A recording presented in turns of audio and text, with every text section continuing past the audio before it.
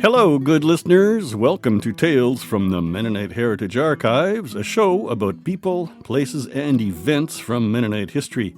I'm your host, Dan Dyck. Thanks for tuning in. The village of Chortitz in southern Manitoba is celebrating its 150th anniversary with a homecoming celebration this summer. I reached out to Abe Penner, a retired farmer and lifelong resident of the village of Chortitz. Abe offered up a bit of history of the village and the story of his great-grandmother, Aganitha Fraze.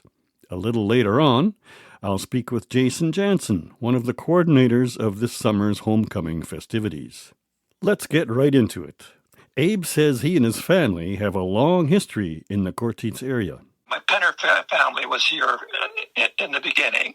I'm a direct descendant of the original homesteaders. And the yard site I live on has been in the extended Penner family for most of the 150 years. My parents bought this yard in 1945, so we've been here for a while. Abe's great-grandmother has the distinction of having survived 3 husbands and lived in 3 countries. She was born Aganitha Peters in 1853 in the Ukraine, and then she married Andries Blatz, and they came to Canada in 1876. They started life in Hoffnungsveld. It's just half a mile west of Winkler, like 14th Street in Winkler. In Hoffnungsveld, there's still a couple of yard sites there, and they had several children. When her husband passed away, she married Jacob Ents, a widower with children, and they had children together as well. And then Jacob passed away, and she married a bachelor, Abram Fraze, who is my great-grandfather. Together, they had 6 children. She had 15 children in total. 5 died as infants. They lived in Hoffnungsveld, but when that village dissolved, they moved to their homestead, but they didn't like it there and preferred village life, so they moved to Chortitz in 1903. For listeners unfamiliar with why some traditional villages in southern Manitoba disappeared, there are a variety of reasons. Hoffnungsveld's loss of village status began when the railway located its siding in nearby Winkler around 1882. Over time, the decline of communal Mennonite land systems and changing priorities of individuals saw farmers relocate away from the village and closer to where their legally surveyed farmland was located. However, in the Rhineland and Chortitz area, the influential Old Colony Church insisted on preserving the traditional village layout, which is why there are more old-style villages in the area south of Winkler.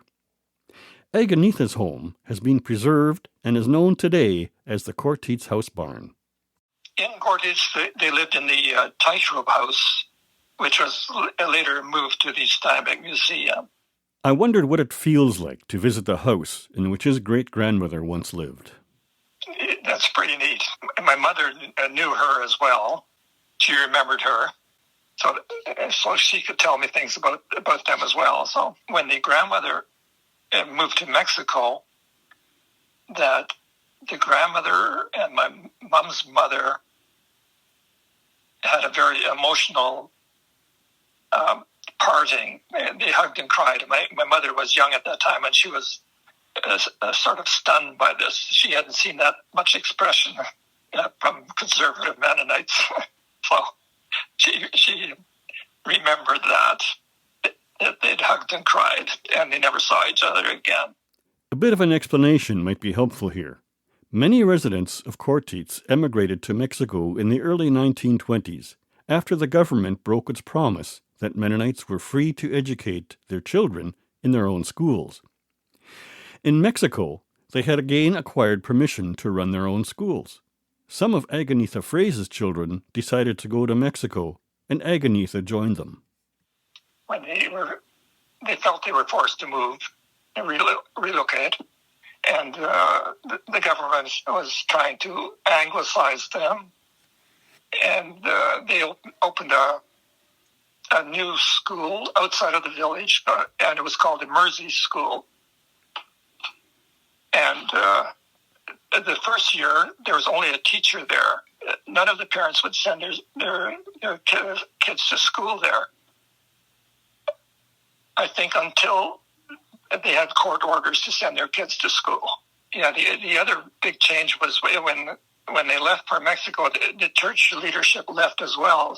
So the church wasn't being used for a number of years until it was reorganized in about 1936. The departure of so many people at once left a community struggling to make sense of what was happening.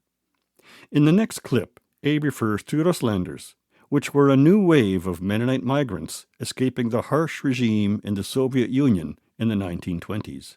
At the same time that they were leaving for Mexico, the Ruslander were coming at that time. And sometimes they even shared the same house because they were expected to leave. And so the people that were leaving and the people that were arriving were sort of meeting. The public school the government placed in the community was in the Mersey School District. The very British name was itself a bone of contention. Yeah, well, the government did that too. A lot of the village names, they wanted to anglicize us, I guess. The Mersey School closed in 1940, and that's when they built the school in Chortitz, and then it was renamed the Chortitz School, and they dropped that Mersey name. The Chortitz School building has since been repurposed and is now the Valley Mennonite Academy, a private school. It's come full circle from a time when the Mennonite community was forced into the public school system to now again being allowed to operate its own private school. That started in, I think, 1991 when the Garden Valley closed the public school. So they've been in operation since then, and it's a private school, and they run their own curriculum. So it's funded by the parents through fundraising, and they seem to be successful there. In addition to his great-grandmother's house that now lives at the Mennonite Heritage Museum in Steinbach, Abe has a connection to another building at the museum. Yes, and in 1967, the Old Colony Church built a new church, and the old building was moved to Steinbach, and it's been well looked after there. And I remember going to that old church when I was a youngster. The church building now compared to the new ones, it seems rather small. And you seem to be close to everybody. Like you would have been close to the ministers and the Fiazanga. The Voizenya that Abe references are the song leaders in the traditional Old Colony Mennonite Church, where worship music is sung unaccompanied by instruments. Songbooks typically have no music notation, and the congregation follows the song leaders, who choose a melody from among a set of familiar tunes. Abe also shared with me the story of unmarked graves in the Chortitz Cemetery. In the original old cemetery, most of the graves weren't marked. People just thought that they would remember where they were. And when these generations passed away, that history was lost. So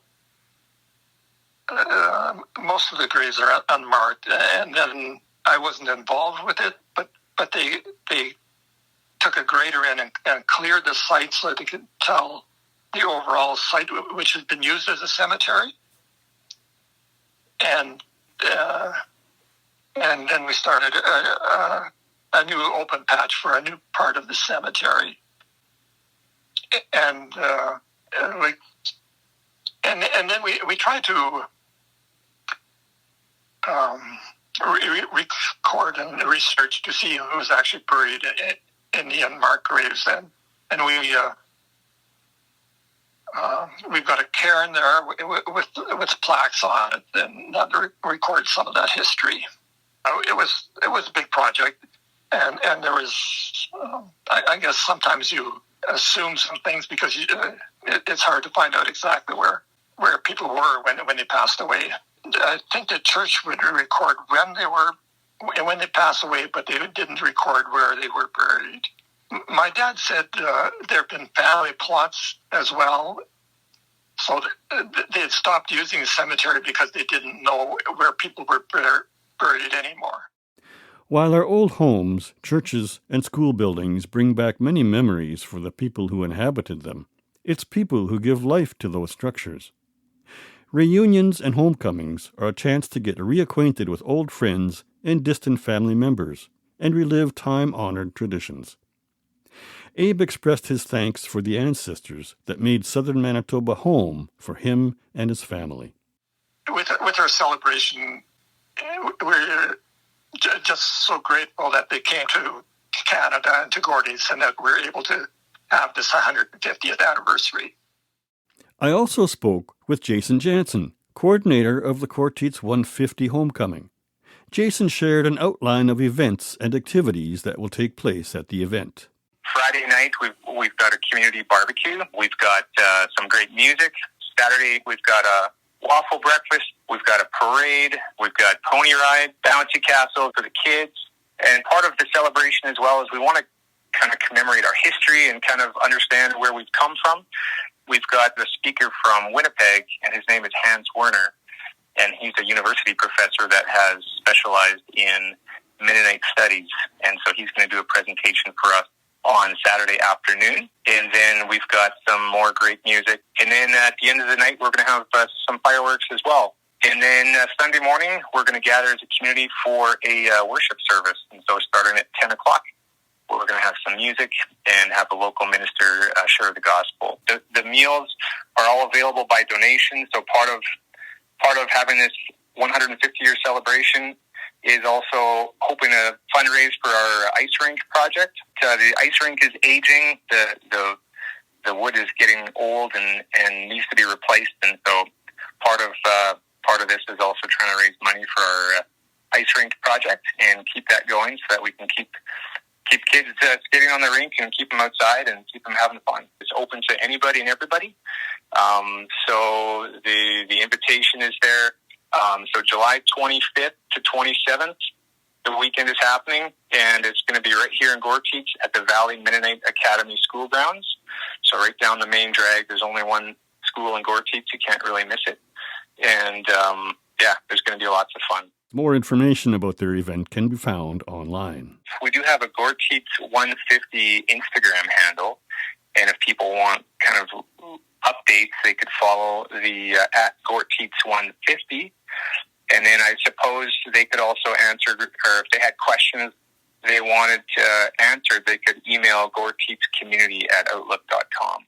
Big thanks to Abe Penner and Jason Janzen, who spoke to me by phone from the village of Chortitz, Manitoba. The Tales team wishes you all a wonderful homecoming celebration, which is taking place this summer of 2025 from July 25th to 27th. To see photos related to this episode, visit mharchives.ca. As always, we're happy to receive your comments and questions about this program via email at info@mharchives.ca. Hello, I'm Conrad Stace, the archivist at the Mennonite Heritage Archives. Your donations help preserve and share stories like the one you just heard. To send a gift, visit our website at mharchives.ca and click on Support, or give us a call at 204-560-1998. Thanks also to our partners, Canadian Mennonite University, the Centre for Transnational Mennonite Studies, Mennonite Church Canada, and Golden West Radio. In an upcoming episode, I'll talk with author David Elias. David grew up in Winkler, Manitoba, and was a public school teacher before becoming an author. To date, he's published a half a dozen books and is releasing a new title in the fall of 2025. Thanks to the Tales team of Conrad Stace and Grabe Unruh for their work on the program. My name is Dan Dyck. Tales from the Mennonite Heritage Archives will be back soon with more stories about people, places, and events from Mennonite history. Thanks for listening.